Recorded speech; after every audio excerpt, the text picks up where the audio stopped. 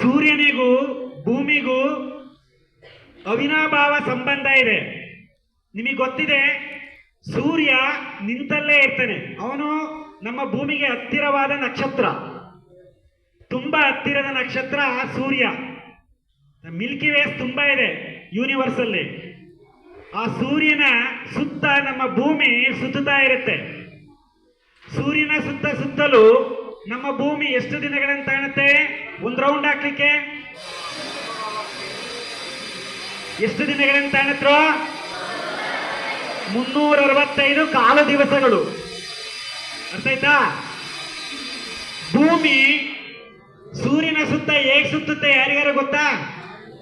ಭೂಮಿ ತನ್ನ ಕಕ್ಷೆಯ ಸುತ್ತ ಸುತ್ತುತ್ತಾ ಹಿಂಗೆ. ಇದು ಭೂಮಿ ಅಂದ್ರೆ ತನ್ನ ಕಕ್ಷೆಯ ಸುತ್ತ ಹಿಂಗ್ ಸುತ್ತುತ್ತಾ ಒಂದ್ ಸುತ್ತ ಬರ್ಲಿಕ್ಕೆ 24 ಗಂಟೆ ತಗೊಳುತ್ತೆ. ಎಷ್ಟು ಗಂಟೆ ತಗೊಳುತ್ತೆ? ಹೀಗೆ ಪ್ರತಿ ದಿವಸ ಹಗಲು ರಾತ್ರಿ ಆಗಲ್ಲ. ಅದಕ್ಕೇನೆ ಪ್ರತಿ ದಿವಸ ತನ್ನ ಕಕ್ಷೆಯನ್ನ ಸುತ್ತುತ್ತಾ 365 ಕಾಲ ದಿವಸದಲ್ಲಿ ಒಂದು ಸುತ್ತನ್ನ ಸೂರ್ಯನನ್ನ ಹಾಕುತ್ತೆ. ಅರ್ಥ ಆಯ್ತಾ? ಹಾಗಾಗಿ ನಮ್ಮ ದೇಶ ಹಬ್ಬಗಳ ದೇಶ. ಪ್ರತಿಯೊಂದು ಹಬ್ಬಕ್ಕೂ ತನ್ನದೇ ಆದಂತಹ ವೈಜ್ಞಾನಿಕ ಕಾರಣ ಇದೆ, ಐತಿಹಾಸಿಕ ಹಿನ್ನೆಲೆ ಇದೆ. ಹಾಗಾಗಿ ನಾವೆಲ್ಲ ಈಗ ಸಂಭ್ರಮ ಶನಿವಾರದ ಇಂದಿನ ದಿನದಂದು ಸಂಭ್ರಮ ಸಂಕ್ರಾಂತಿಯನ್ನು ಆಚರಿಸ್ತಾ ಇದ್ದೇವೆ.